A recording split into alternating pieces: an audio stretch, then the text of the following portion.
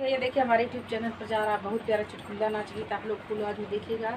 लाइक share subscribe करिएगा, ज़्यादा से ज़्यादा शेयर करिएगा। आप लोग पूरा देखेंगे तब समझ में आएगा।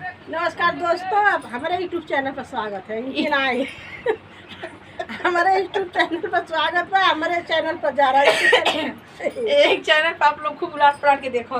हमारे चैनल के ज़्यादा बढ़ाइए, सपोर्ट करिए दीदी, थोड़ा करिए, हमारा ज़्यादा करिए। सही बात, हम आगे बढ़ जाए। कोई आगे चला जाए उसके पाछे हम भी चलेंगे, हम पाछे रहेंगे, आगे नहीं रहेंगे। वो भी हमको सबर है।